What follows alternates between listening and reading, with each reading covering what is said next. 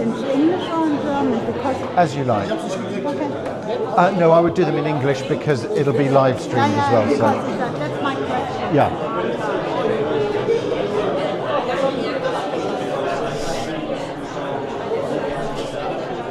You could also say that there is space here. I will. People is not standing behind, but filling up this. Yeah. Good morning, everybody. Is this working? Let's have a look. Testing. Testing. 1, 2, 3. Good morning.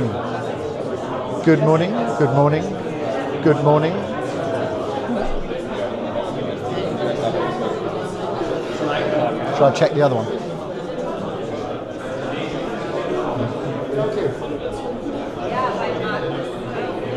Testing.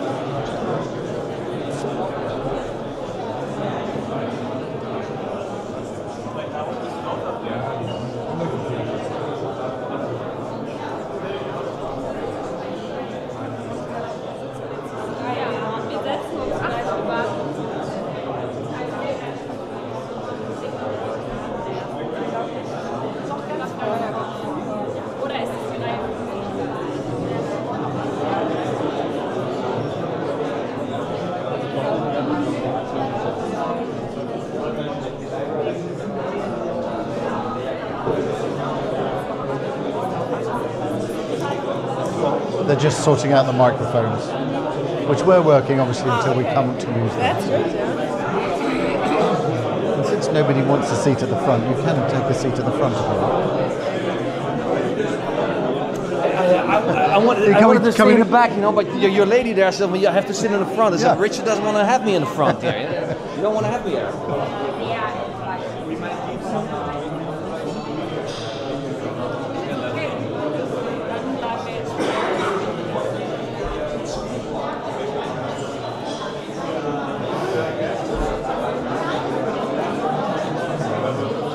I have you as a recording.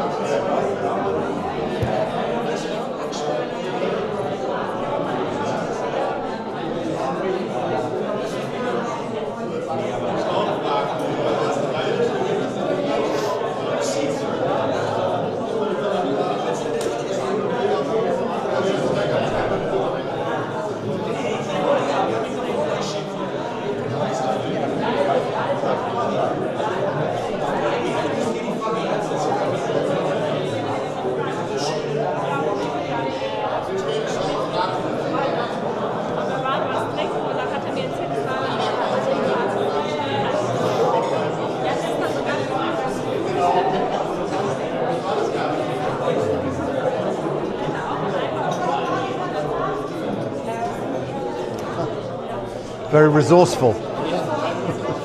Screaming. My voice is loud enough or not? If they stop talking, Yeah, no, it's. you know what? I'm sure they'll fix it. Yeah. You are relaxed. Always the same. It's a technique. Yeah. I'm Well, wondering. there's. I mean, I have to say that's the first time this has happened. I've had one microphone not work, and then you've just had to work.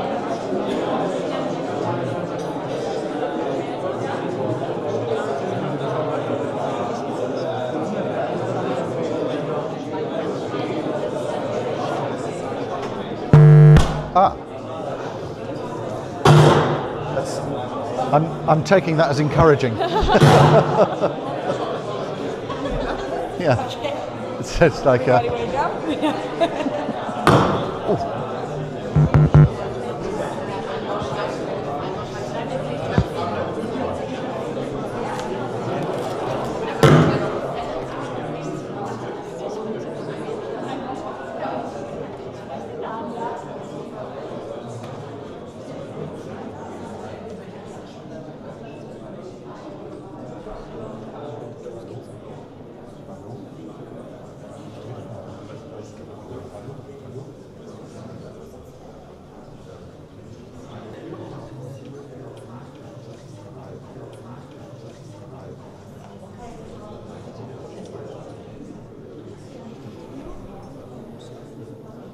Setup complete.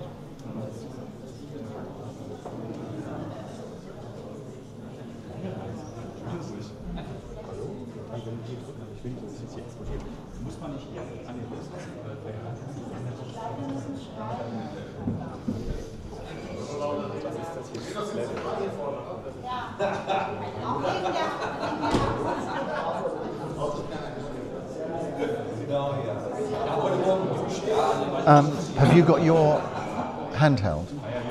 Then at least we get it for the filming. So you have one?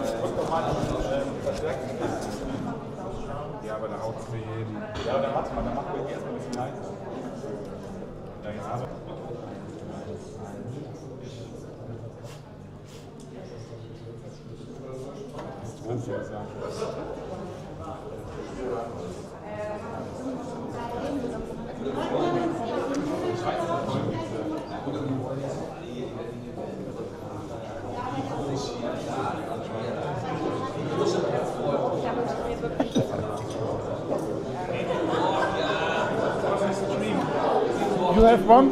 Yeah.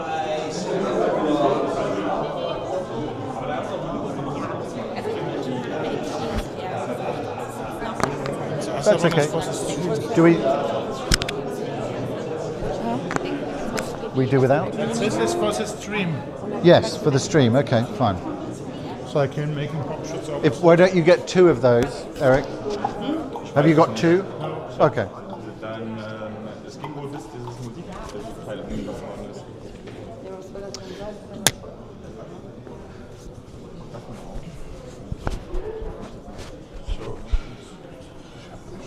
Warte mal. Lässt du mal diesen Magneten?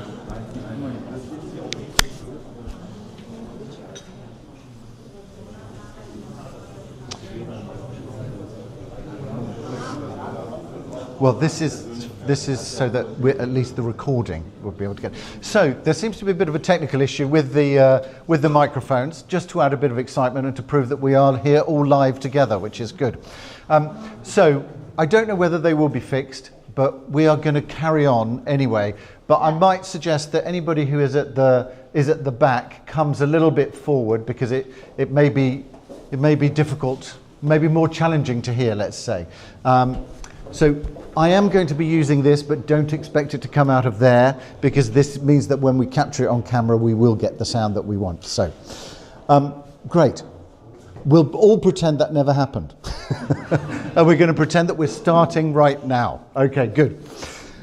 Great, thanks very much to everybody for joining us here at Gross & Partners in Frankfurt. We're going to be looking at debt, financing, investment, so really interesting topics, and fantastic to have everybody here. I'm going to invite Annette here to give us a quick welcome from Gross & Partners. Annette, thank you. I try to do it loud and clear. Good morning, everyone. It's wonderful to have you all here today. On behalf of Gross & Partners for joining us this morning. A big thank goes to Real Asset Media for organizing this event. Their hard work and dedication make gatherings like this possible. So thank you for your efforts.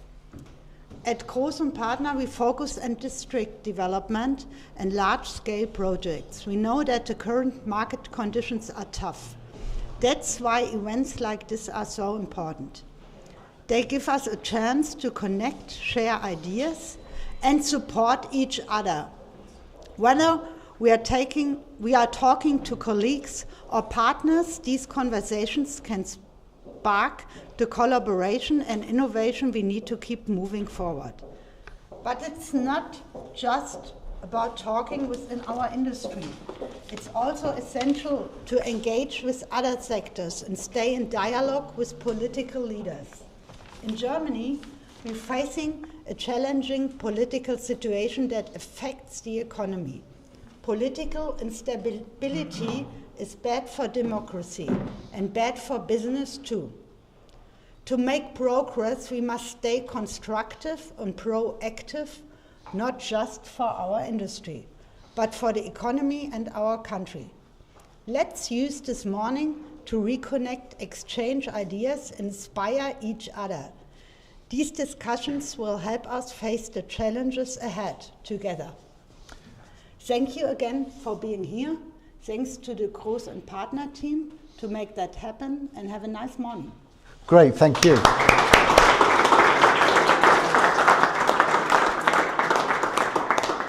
Thanks very much, Annette. And Groß and Partners, we will be looking at development finance and those kinds of things, but interesting to see Groß and Partners is one of those active companies with some of the biggest projects here in Frankfurt. So thank you again for hosting us and the team.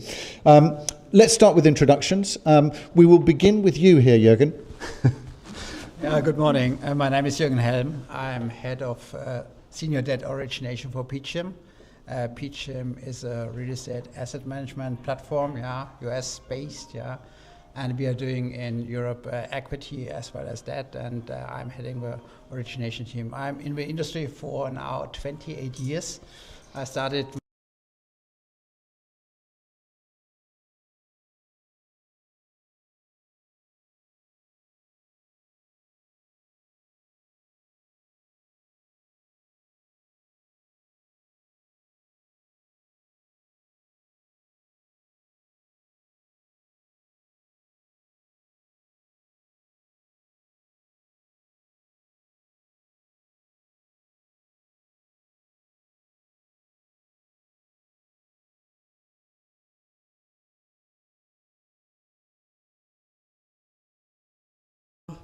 act as escrow agent, facility security agents on different transactions.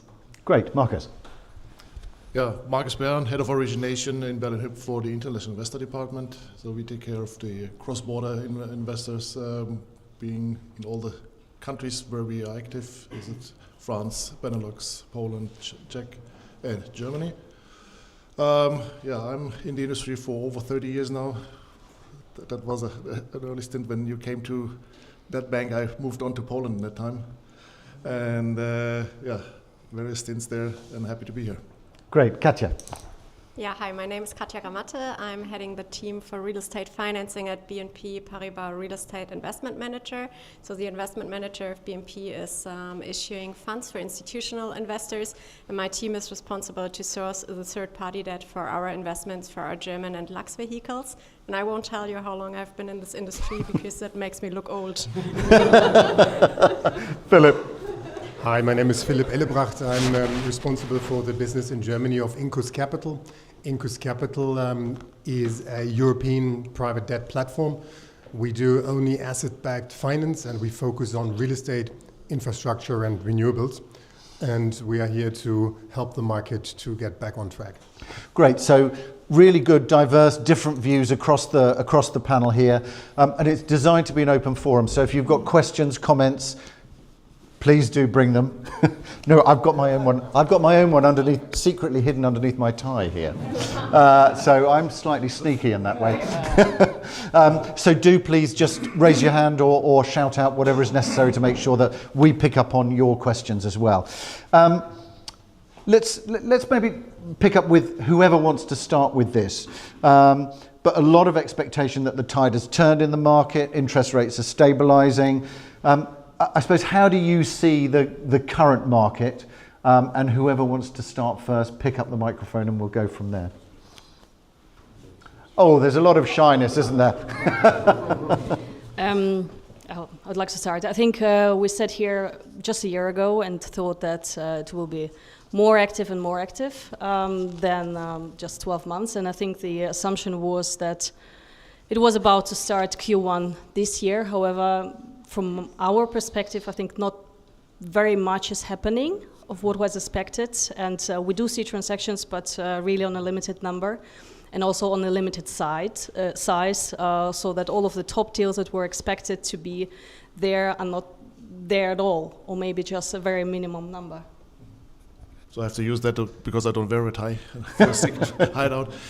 Yeah, we had this speech last year said survive to 25, and then the other one saying 2 more in 24, and in between, I think lies the truth. There's some transaction happening, but we're still far away from a normal transaction market. It still will take some time to really get to some volume in these markets. Yeah, so we are a core investor and we simply see that the market is still out of balance. So for core investment, it's not working at all at the moment because the spread is still too tight between governmental bonds or alternative investments and core real estate, because real estate, as we all learn now, has also a little risk to it. And the risk premium is simply not sufficient enough at the moment. And the market is not there. So also we as a core investor are not keen on selling at the moment, because then it would, of course, hit ourselves. So, but at the same time, someone needs to do the first step, because there's the opportunity for the other actors. Okay, good. And in your sector, Philip? Yeah, well, I mean, we also see that we have far more forced prolongations than active refinancing issues. If we would have more refinancing opportunities, then obviously our part of the capital stack could provide to help with liquidity, but it is the market is, as you heard, I can't change the market, even if we are in a different segment, but the market is very dry at the moment, and we do see deals happening which you don't see in the media. I think that is probably a difference to what we have read like 2 or 3 years ago. Everything was in the media, and now the deals which do take place sometimes are very, very secretly taking place. But I think it doesn't drive the needle that much. We have some issues in not having enough transactions. Yeah, Jürgen, go ahead, yeah.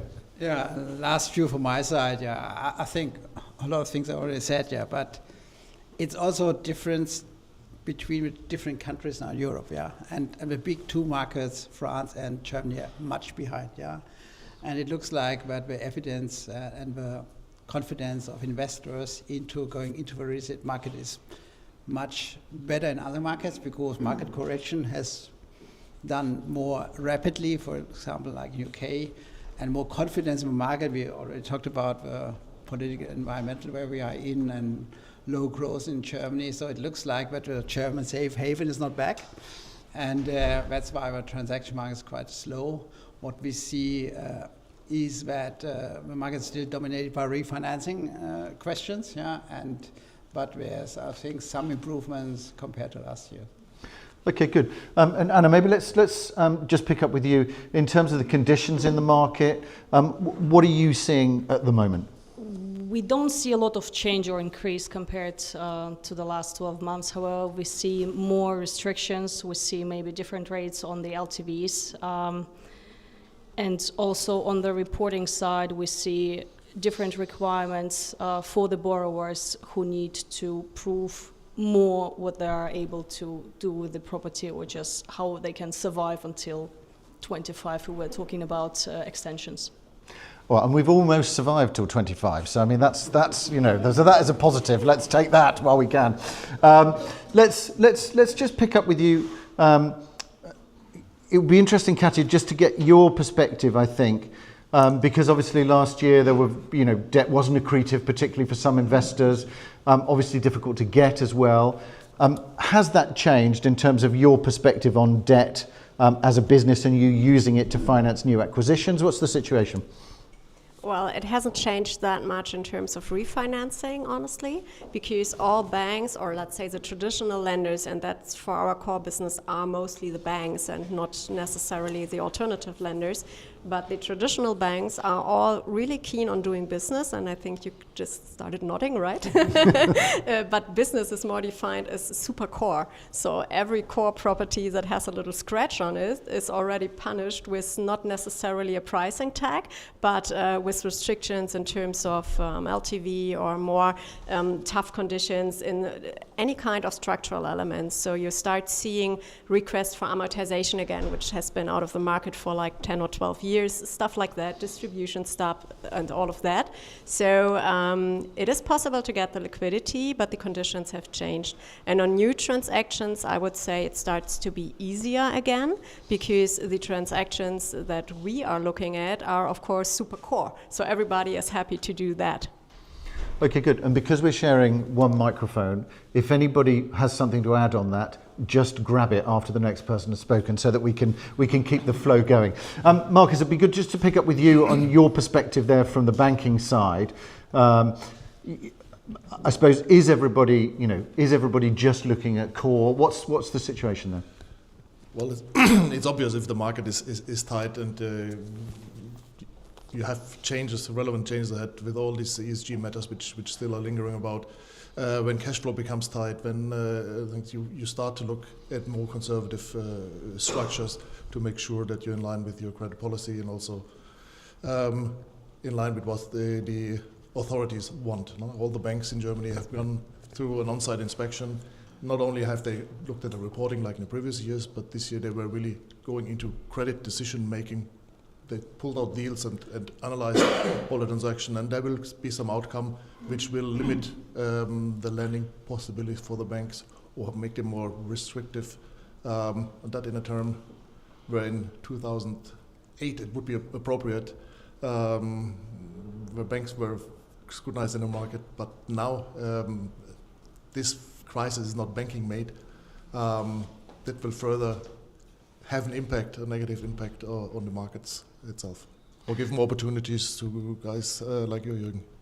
Okay, good. Will it give you opportunities, Jürgen? It depends, yeah, but no, I think there's very different type of interest in debt in the market, yeah, and Philip, interest is different to our core product, for example, and the problem is a little bit, everybody is chasing the same themes a little bit in the market, yeah, that's the problem, yeah.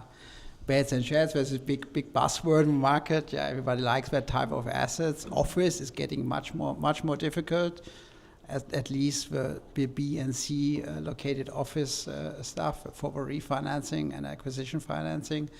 But the good news is that, first of all, the banks are not in bad shape, they're in good shape, I would say. And secondly, where all alternative lenders are also more interested in debt financing, yeah, dry powder, 20 billion roughly on the private debt side for Europe, not allocated to deals at the moment, so there's some money left which has to be deployed. But the problem is a little bit, everybody is chasing the same stuff, yeah, and everybody prefers new acquisition financing compared to refinancing of others. So, but I would say it's in principle quite a good market, yeah. I would like to add to it. I mean, personally, I think the atmosphere is far too good when everyone is talking about how good the situation is, because ultimately, let's face the reality, the transaction volume is so down, it's clear that everyone is fighting for those little deals being around with giving the best margin ever. So I wonder how the faces would look like if we would be back at, let's say, 50 to 70 billion transaction volumes. Yeah? Would we have enough capital then or not? I mean, this would be interesting to hear, because obviously now it's easy to hand out senior loans if you have so little transaction volumes. Yeah, that would be interesting for me to understand. And excitingly, let's see whether or not these microphones are back working. Let's. Excellent, very good. Can everybody still hear me okay at the back as well? I will continue as I am. I've never had so much exciting technical things happen.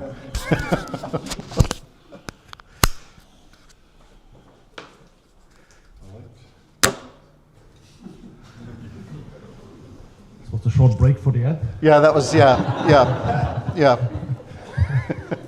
There was a Gross & Partners advert we'll be showing at this point, so that'll all be fine. Good, so that's great. So what we'll do is we'll have, this will be team one with the microphone, and that is team two with the other microphone. Excellent, good. So Marcus, let's pick up a little bit in terms of some of the, I mean, you were mentioning some of the challenges in the market, but let's drill down into that a little bit. So what are you seeing as the challenges now and going into 2025? Well, it's similar to what Philip just said. Everybody's chasing the same product, and if it's super core, super safe, there's a high competition and a low return on it. And on the other hand, there are situations out there where you don't want to be. Land financing, development without spec developments, whatever, you won't find a bank at the moment to go down that road. So in between, you might need to find your income, and that's always a bit a decision making on how far you go down the risk curve. At the moment, it's rather conservative, but maybe then when more money is needed and more returns are needed, that will ease a bit. And you mentioned a little bit about the regulatory side, for example, and things have changed. You know, the regulation is then for a situation that was post-crisis, if you like. What's your sense of that now? Is that going to be restricting lending? Is it going to be making lending more expensive in 2025? It definitely is. It's not only the on-site inspections, which have been through all the banks, and looking at the decision making and looking at governance and how they are met and how the contractual situations are really pulled through or not, and if it's always waived like in 2008, or if it's contingent. There will be more restrictions coming from that side. That is clear. On the other hand, Basel IV will take impact, particularly for developments. So there's way more risk-weighted assets needed to underlie on each construction loan. For resi, it's a bit easier, but I think margins might easily double for development loans if they're at all doable. Okay, good. And Anna, maybe just picking up with you. I mean, the last session that we had here on debt was earlier in the year, and there was a presentation around the debt gap at that point, which was interesting.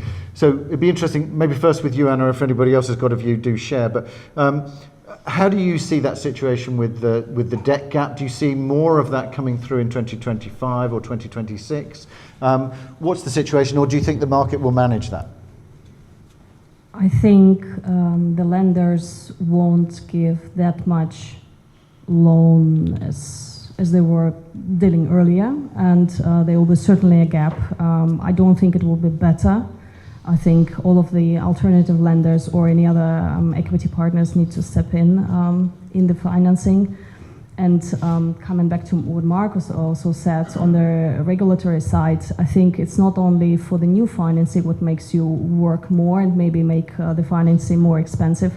I think it also makes a lot of more work on the existing financing. And when you don't have any new transactions or closing, the people in the office are still busy with everything what they have done in the last couple of years and need to provide additional information on what they have in the books.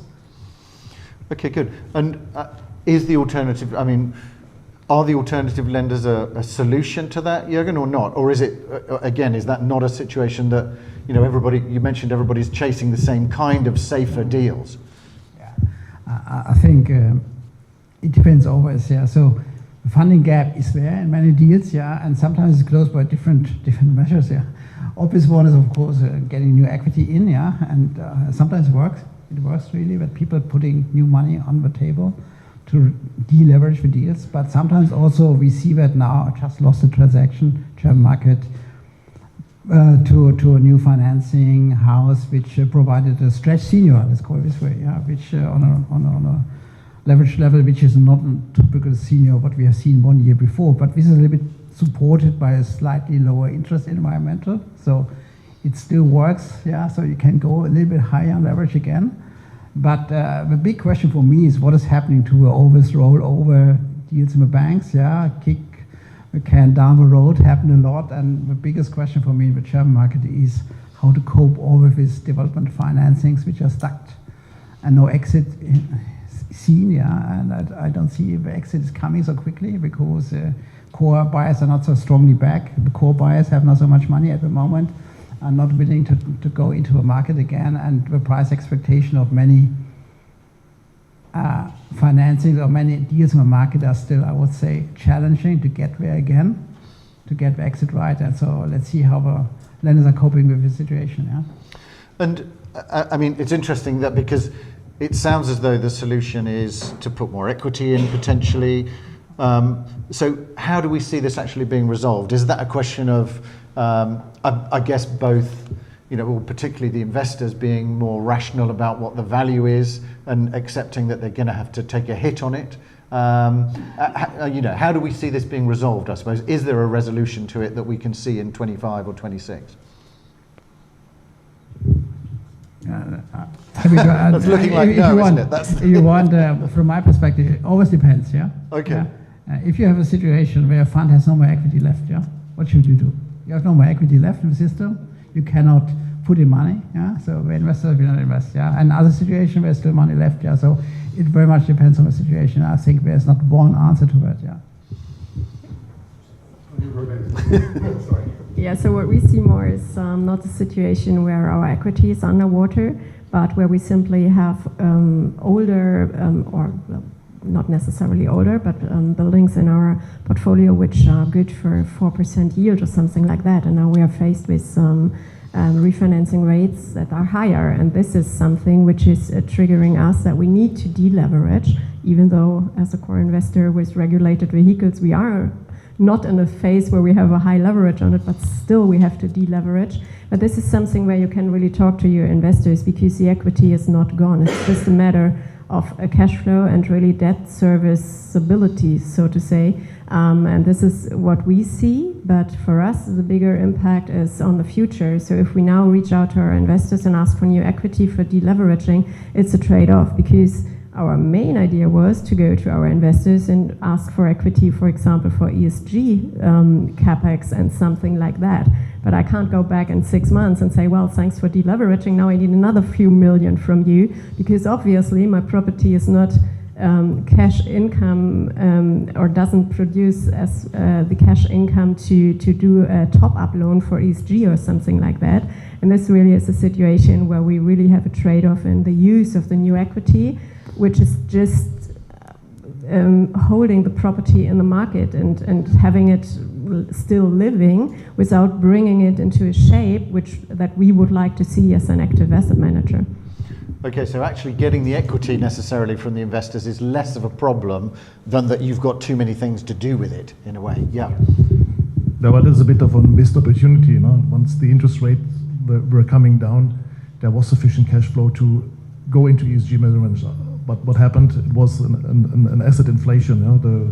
The yields went down, properties were sold, and now we face the situation where interest rate is higher again. It's not a high interest rate environment at all, but compared to what those assets have been trading at, it's just too much, and that's when it gets tight, and then there is no money left to do those investments. Again, missed opportunity. When the interest rates were at 1-2%, there was a lot of opportunities there to do these investments.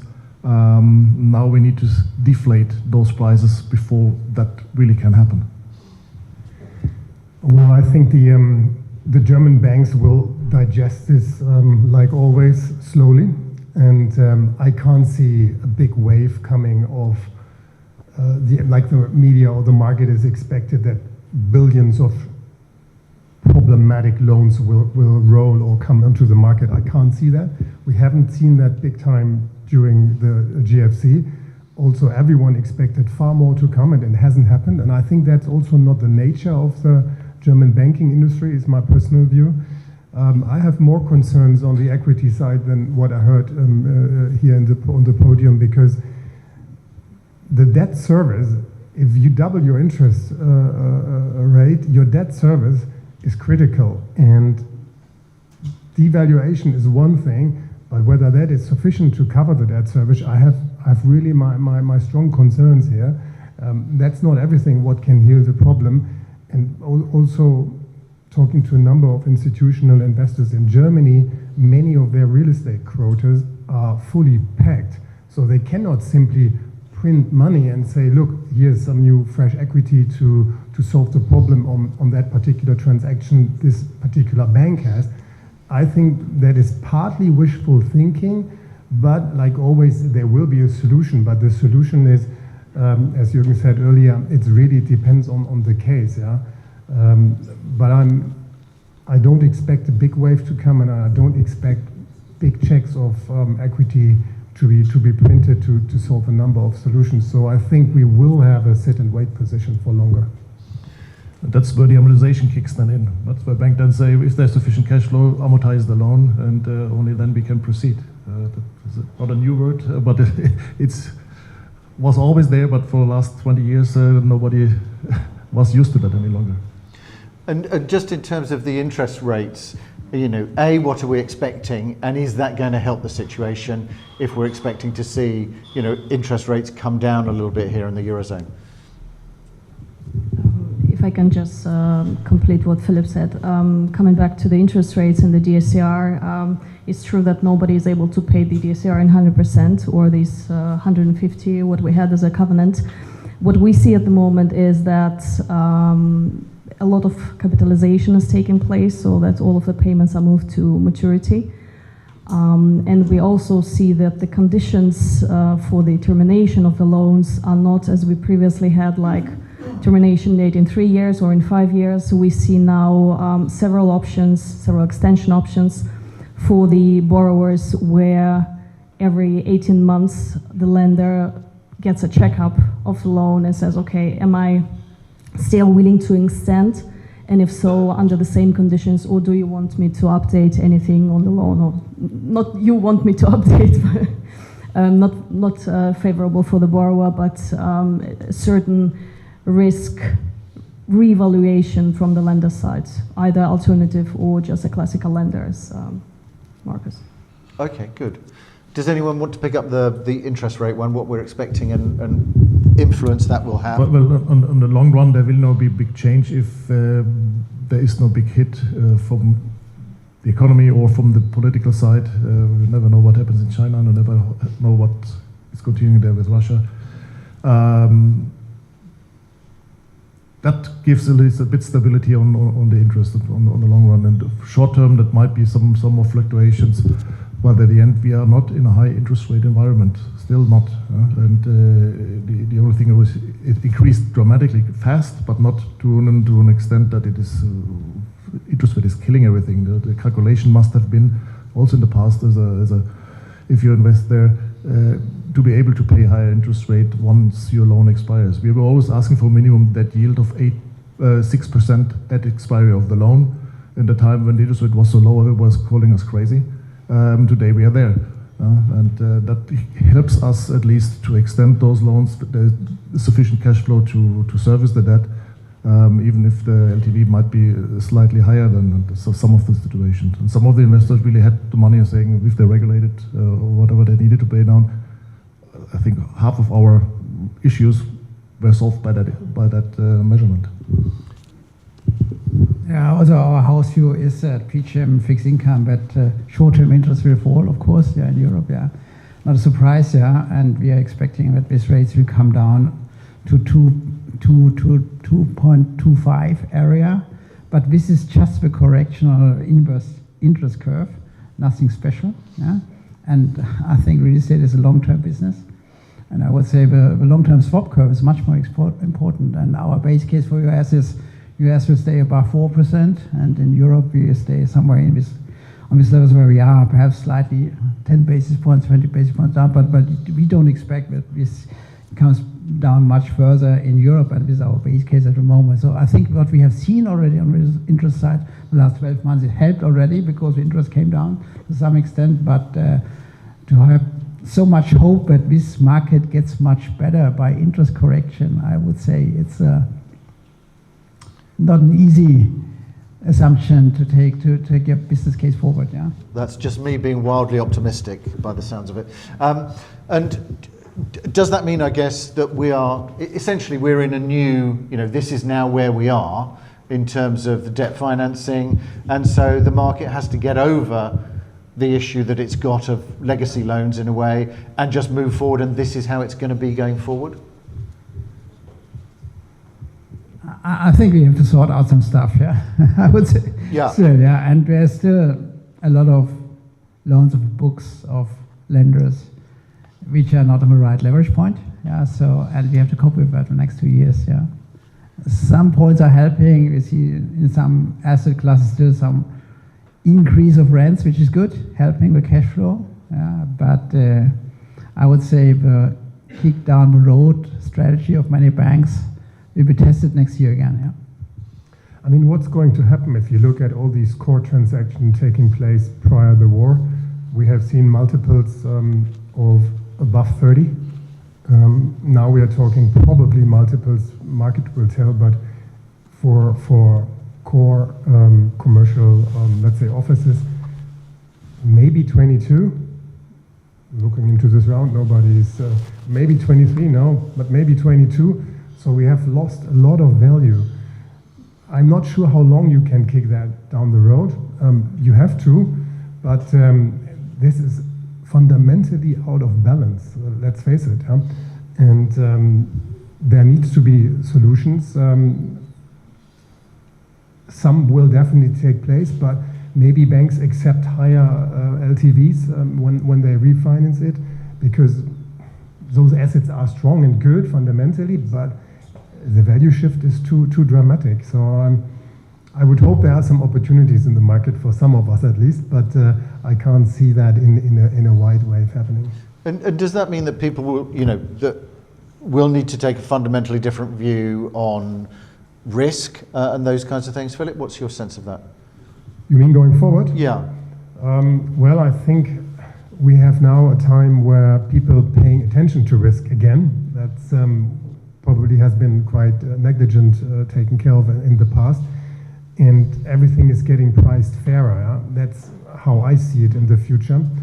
But if you look now on these little deals, which we had earlier discussed, yeah, and people are, or banks in particular, all the direct lending market is going actively through those small amount of deals. Don't do the mistake again to underbid in pricing just to get a deal. Yeah? It could fall off the table 2 or 3 years later. We have seen how quickly it can happen with political risk on the agenda. Yeah? Yeah, but as a borrower, please underbid yourself.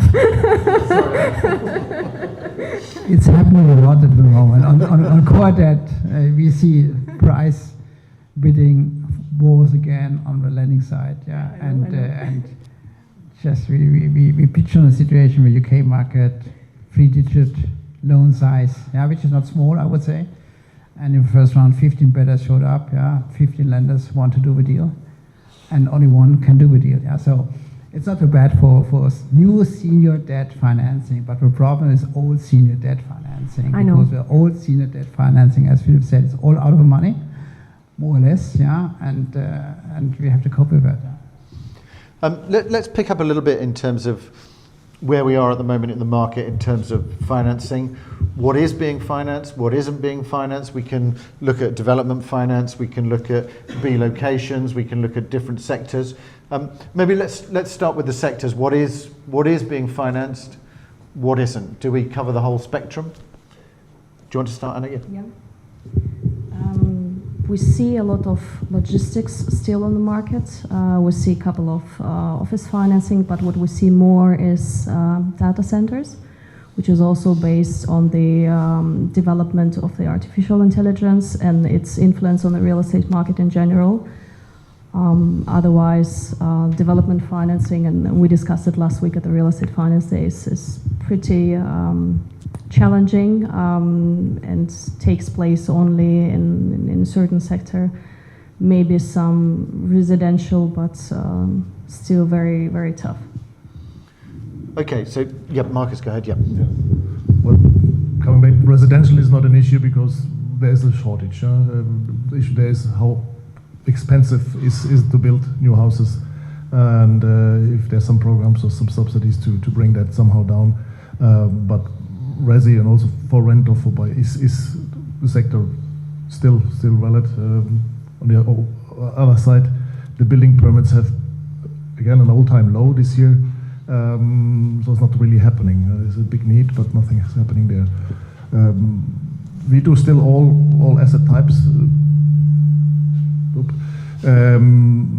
but selectively, of course. Yeah. So we have even a shopping center now on a table, which on a right leverage base and very well established can be done as we do wood and modern offices, or the conversion to it. That can be done as well. With what I said earlier, to finance land banks or spec developments, I think no bank will touch it at the moment. Okay, all right, interesting.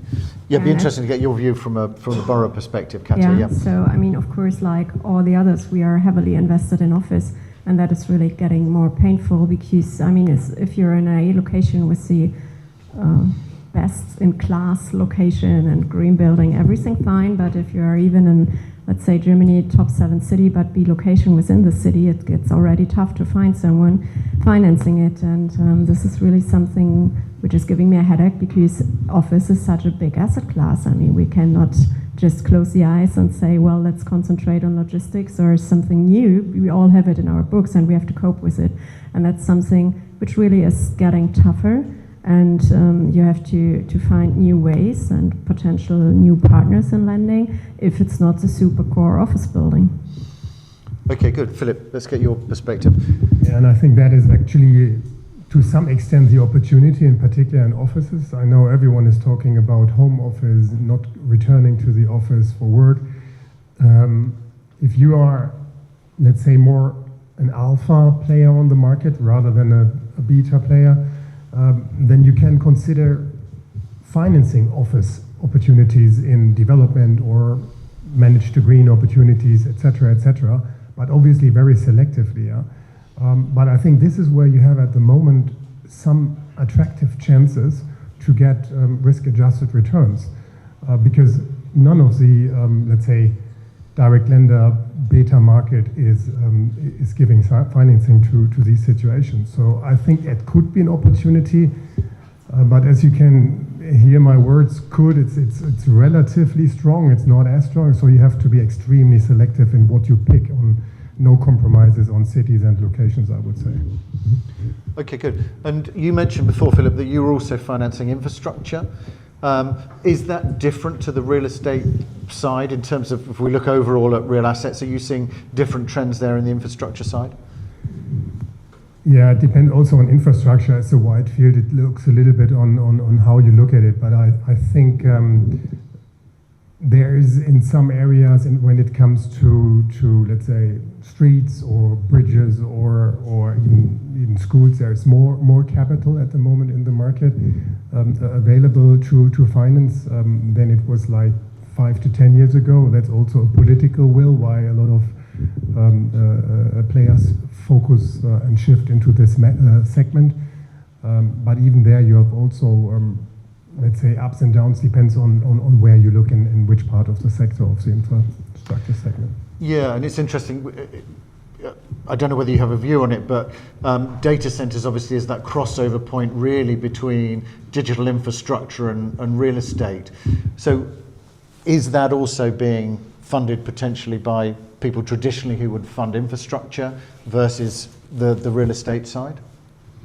I mean, well, when you have a look in the news, there are so many funds, in particular from the US, who have 1 or 2 digit numbers of billions of capital being available. If you look at the large data centers, they probably also have costs to invest for just one data center of in excess of 1 or 2 billion euros in size. So I think the big difference here is the granularity of the market. If you look at real estate, and if you compare it to real estate, and you have these mega themes, I mean, this is even bigger. Some of those data centers are bigger than what Gross & Partner, our sponsor here of this event, is doing with the 4. Yeah? I mean, this is fundamentally different in terms of lot sizes. Good. Jürgen, did you want to pick up the sector side from your point of view at PGIM?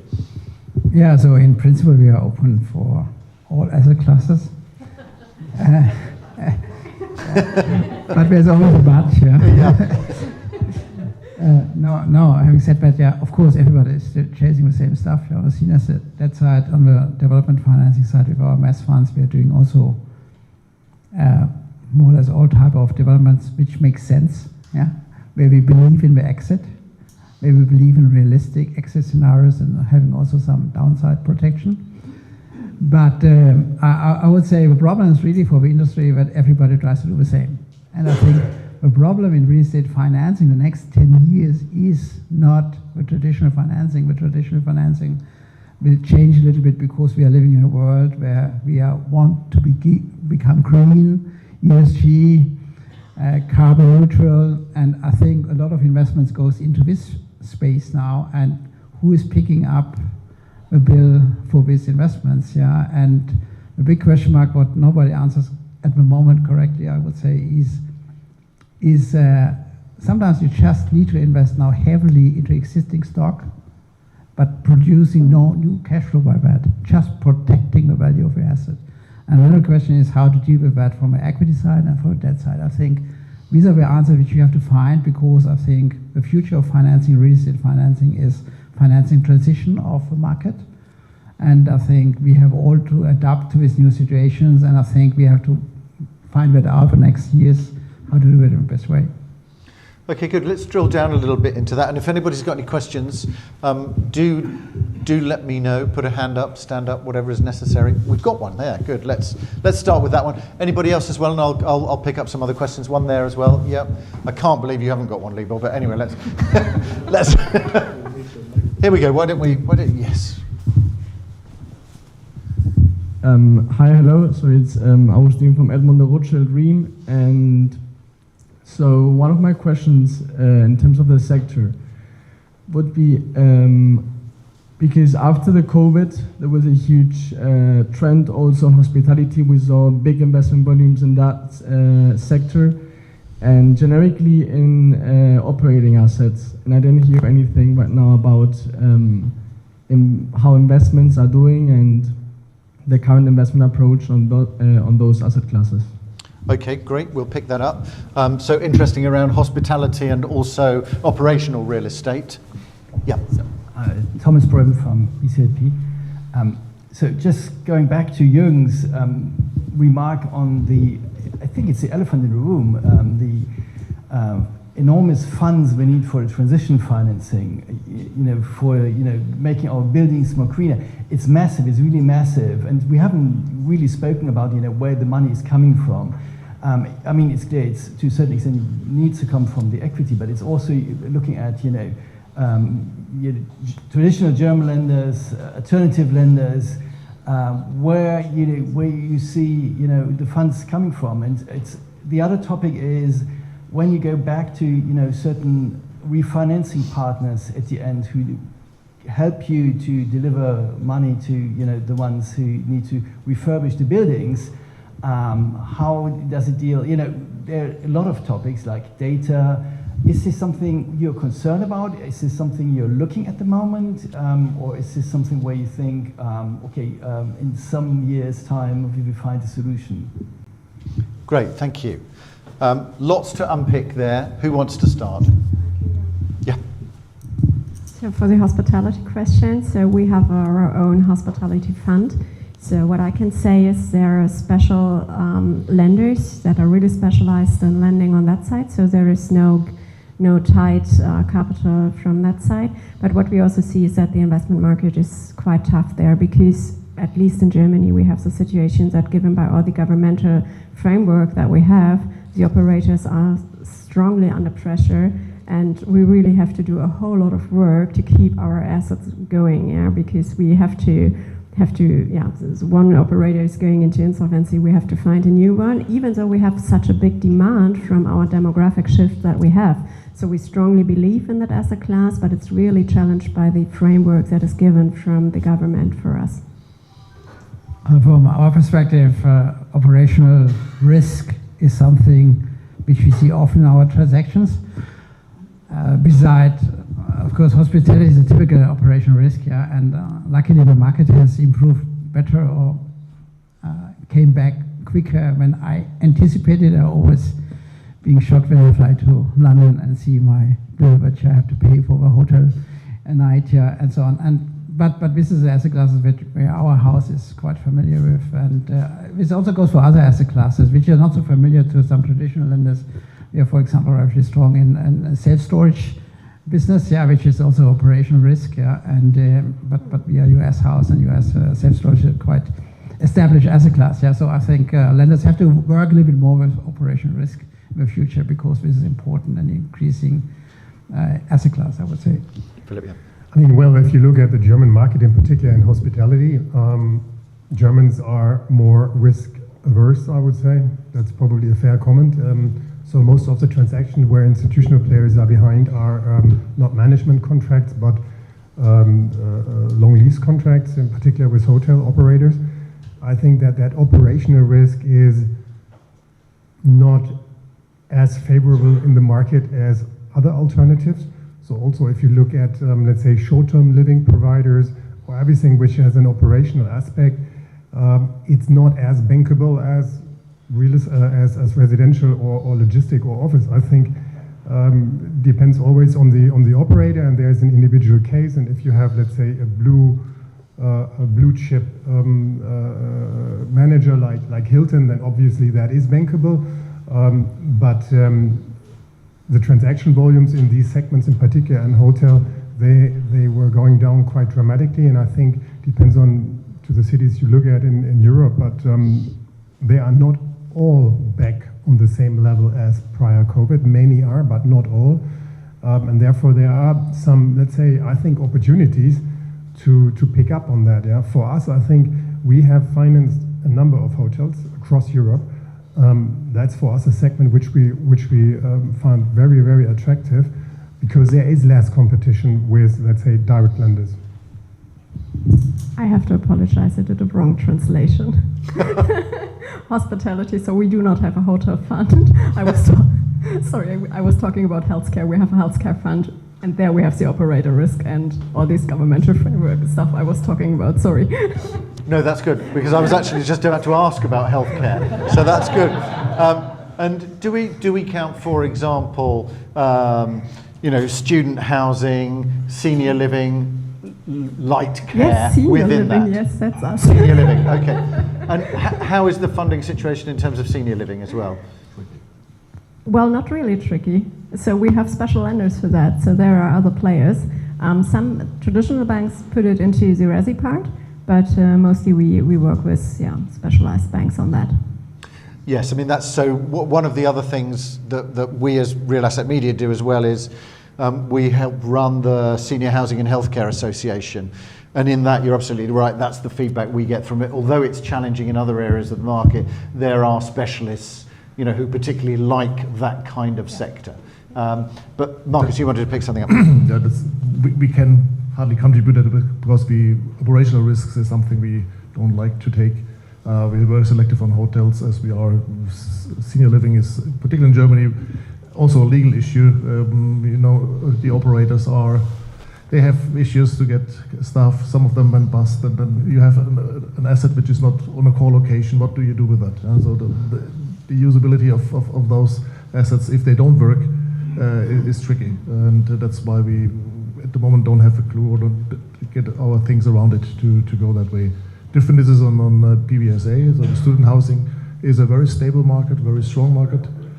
This is an operational risk, but you have here more, and even through COVID,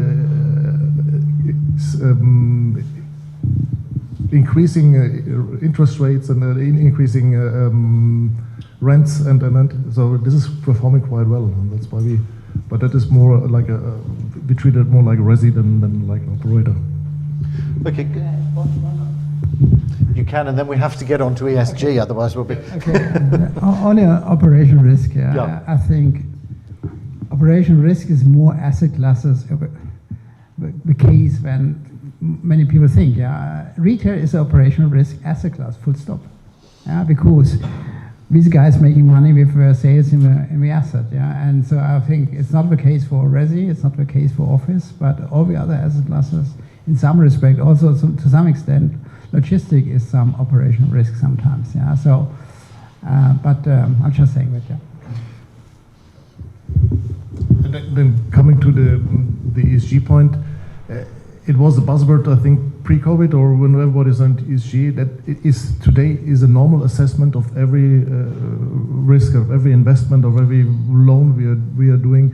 That's an integrative part of the analysis, as it is KYC, as it is money laundering, as it is all kind of compliance with legal requirements.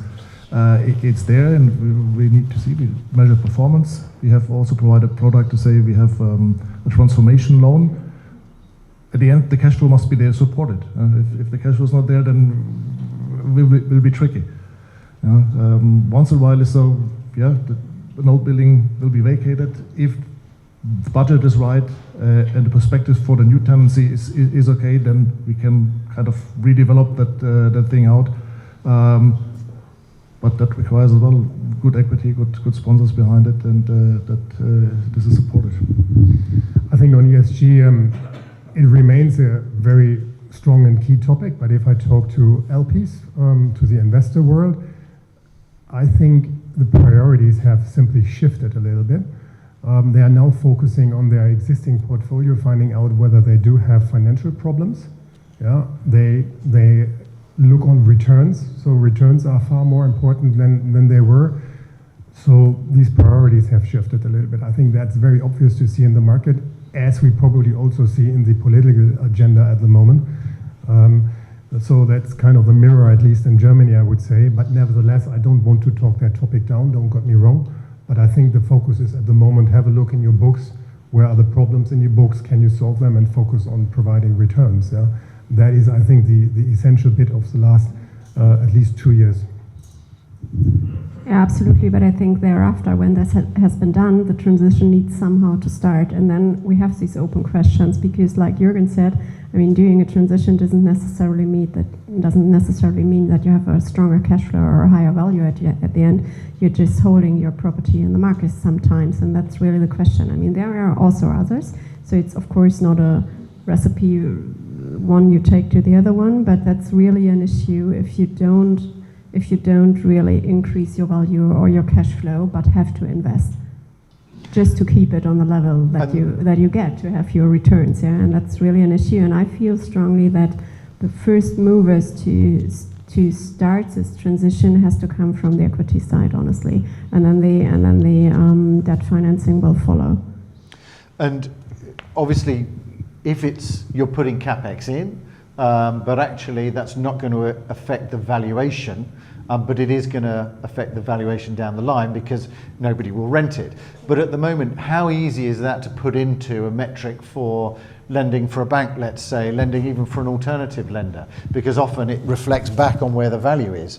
And therefore the idea is that you put that value in, and therefore there's got to be a return on it. But in this case, the return is that the building is still going to be lettable and usable. So how does that work, and does that mean we have to rethink that somehow? Well, either you have sufficient equity to bring it up and keep your assets stable, or you sell it then at a price with a loss, and somebody else picks it up and infects into his calculation, investment calculation, those measures which need to bring that investment up to modern standards. Okay, so this is an equity need, from your point of view, equity need to do that. That's not a financing element. Well, the financing follows. No? We're only we're only riding shotgun. The driver is always the one who says where it goes. If there's no one driving, we cannot finance either. So we always follow those who invest. We can assess that risk. We have specialists in house which can determine how that is. But at the end, the equity or the investor themselves, they need to make their choice and need to make their decisions. And Katja, are there preferential rates available for green financing, for transition, for those kinds of things? Is that something that is there in the market at the moment for you? Unfortunately not. So when all this ESG started, we were all kind of in a good hope that this will come, but turns out that the green bonds have just a very small green yield, which is then, if any, which is then mostly eaten up within the bank, but it's really a small one. So on the lending side, we don't see something which is that significant that I can say it's completely bringing the bank into the pole position. So it's maybe, let's say, 5 bips or something like that, which someone else can maybe meet without naming it a green loan. Yeah. It's more the other way around now. These incentives were given when the market was not there, when the first green bonds were established, and it's how to incentivize the borrower to do that, give all information out, then you give it 10 bips margin discount whatsoever. The green stuff is standard today. What you have to pay at the moment, if it's not, is a premium. It will be more expensive if it doesn't comply with it. So that is the incentive then to do. Maybe just one remark, just to give a number to the elephant in the room, because I think it's still an elephant, looking at the response of both of you. So in the Draghi, or also in your year report, they estimate, the investment volume they need in Europe as to 700 billion euros until 2030. So we are talking about 700 billion euros, and we are standing here and thinking, where are the funds coming from? And it's equity is not available; it's on the debt side. So this is something we need to think about. I mean, that's not the place, but it's quite interesting to see, how you look at this. And there is the elephant, this 700 billion euro elephant. Yeah. It's a huge amount what you're saying, Thomas. Yeah, but I think it's really a challenge, to be honest, from my perspective. Yeah, I had a call yesterday with our global head, and we discussed that point because we are seeing now more financing requests in a combination of acquisition financing and capex financing tranches. Yeah, and we are not the best in class in that at the moment. Yeah, and we said we have to adapt to that because this is the future. We need to do more capex financings when it makes sense, but in the other way around also. When you pick up an older asset where you need this capex to get it, just keep it in the market, as Katja said. Yeah, the problem is that the current valuation might not work for that because you don't create too much new cash flow.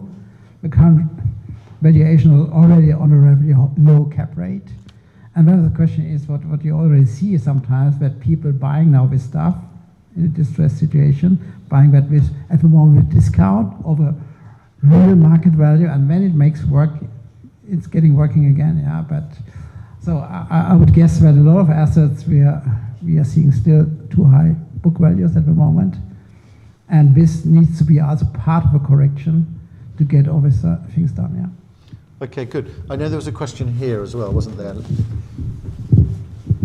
Thank you. Good morning. I'm Daniel from Glass. My question for the panelists. During the last 2 years, we have seen the German economy is in a technical recession. Have you seen any decrease of number of deals, the volume of transactions in your books? And whether yes or no, what is the strategy for the next year? Thank you. Great. Does anybody else have a, yep. Any others while I'm on the road? Hi, Isaac Thomas from Cardinals Real Estate. We do project development advisory. So my question was obviously based on him in terms of German economy, but I just want to rephrase a bit back based on what happened after COVID and then the high interest rates. And then one question we faced, we saw inflation going really up and then it come down. And then we didn't see rents going up that much. And then what we saw was on projects where CapEx was really going up in terms of development costs, in terms of financing costs. And now we're in a situation where we really need rents to go up, otherwise things are just not working. But when you look at the rent side, you look at tenants are very picky these days. They'd say, no, we know our green buildings, we want this, we want that. And they know they can do that because there is a market for them. There's plenty of availability for them. When we look at next year, 2025, we've seen German political instability, we've seen GDP not doing so well. We're looking at Trump politics coming into power. We're looking at European instability going up again next year. And so since the last 2 years, we haven't seen that much transaction. So do we expect something similar going on, or are we seeing it worse than where we are today? Well, that's a positive note to finish on. Good. Who wants to pick that up?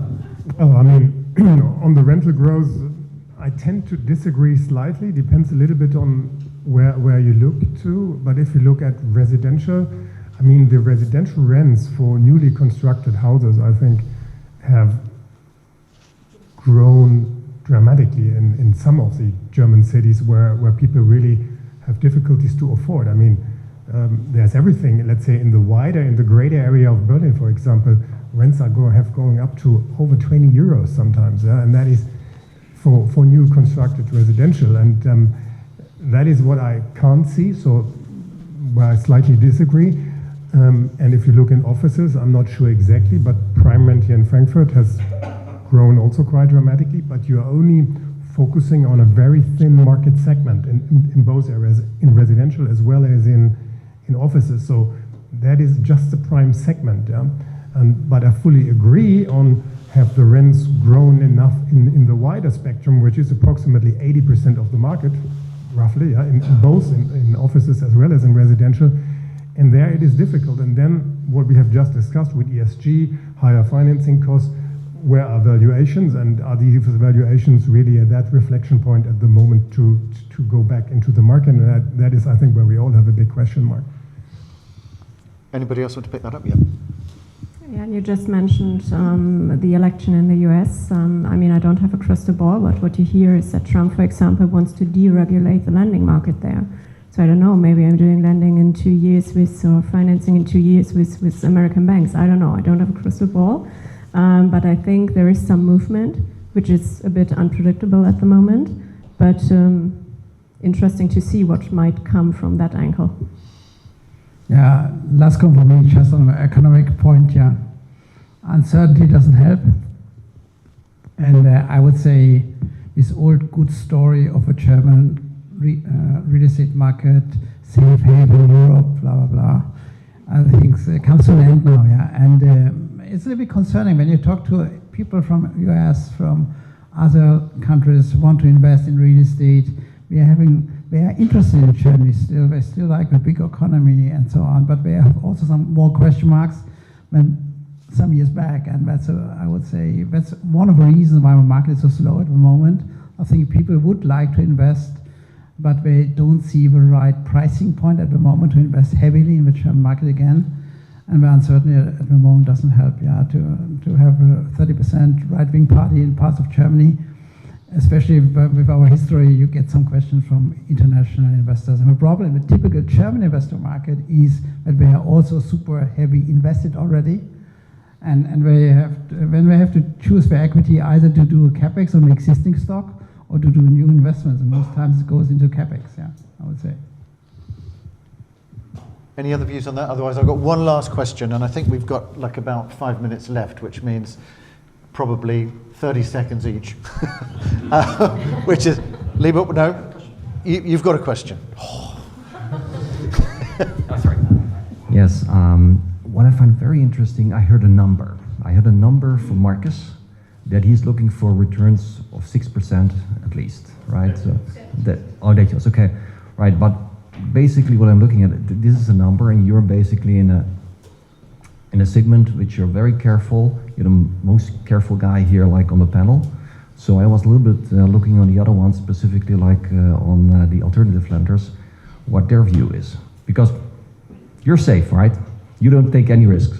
Well, it was 6% when we underwrote those loans and exit. In today's environment, we're more in the 7%. If you do new loans. Yeah, so it depends on our debt strategy. Yeah. So we have also senior debt strategy with comparable to Marco's strategy, and we cannot live with 6% debt yield. If 6% debt is no go for us area for senior capital. Yeah, the number is higher. Yeah, depending on the asset class, etc. Yeah. But the number is higher, but on the other spectrum, what we are also doing mezzanine lending and whole loan lending and preferred equity. When the story is different, our return requirements are much higher, of course, but this is also more transitionary or development stuff which we are financing with our mezzanine fund. Yeah, so it's a very much depending on which type of capital, but 6% doesn't work for our senior capital. Philip? Yeah, also very difficult for us. I mean, what can I say? I mean, let me explain this market. I mean, this is when you as an investor invest in this asset class, this is the beta segment. You want security, and you want your cash flow, and that's fine, and that's a big proportion of the market, but you will just follow the cycle of the market, and you get your returns. And I think where we are in this alternative lending segment, you try to generate alpha. So you look at those investment opportunities which definitely have a higher debt yield, but the main focus then clearly is to evaluate the risk of that particular asset you're looking at. And if you do a good assessment and a good analysis on that, that is how you can create alpha to your investors. Okay, good. Final question for me, because we'll then leave some time for teas and coffees and things outside. I guess if we're back here in a year's time, will we be feeling more positive, the same, or less?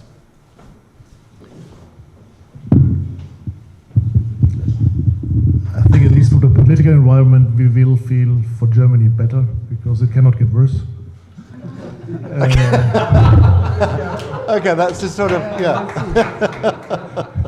And from the international politics, well, we need to see and need to be more focus on ourselves than being dictated by someone else. Okay.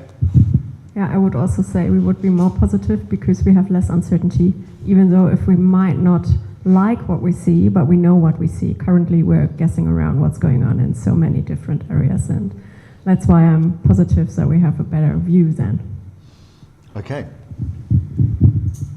I think we will still be on a very low level next year, a little bit higher than today, and even if we are only, let's say, an inch higher, that inch, everyone will look at it and say, look, it's much better.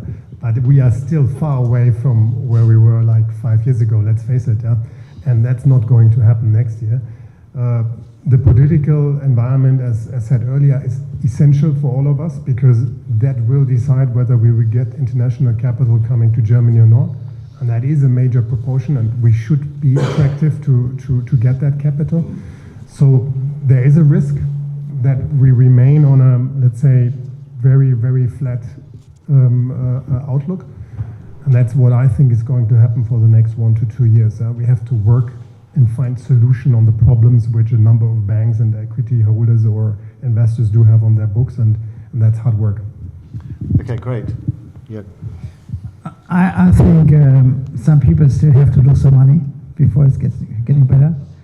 And I'm a little bit concerned about that so many cans are kicked down the road for the time being, not solving problems, just postponing problems. And I think we will see more problem solving hopefully next year, and then we have a better situation end of next year. Great. Anna, last word to you. I think we'll just have more experience digesting everything what we have on the desk, both on changes and challenges. And I think a lot of items will be more normal than they are today, but I don't think we'll be feeling much better.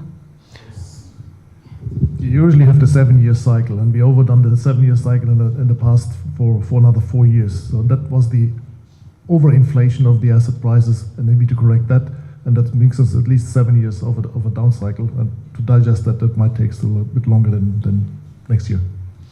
Okay, good. Well, we will see where we are next year when we return at that point.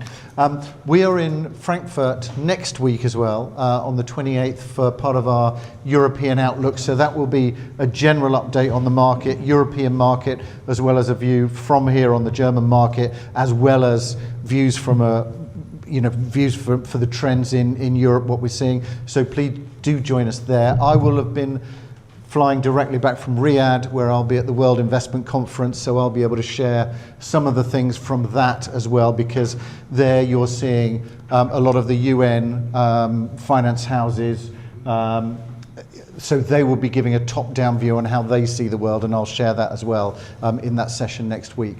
So do join us there. I didn't do an introduction at the beginning because there was so much going on, but there should be, sitting on around, there should be Insight, Real FDI, and also Impact, which are our magazines. If you're not a subscriber, well.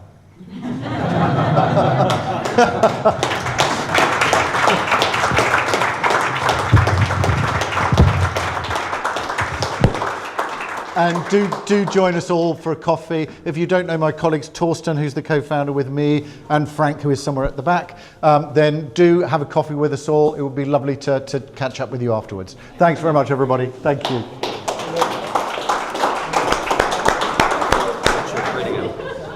Very good.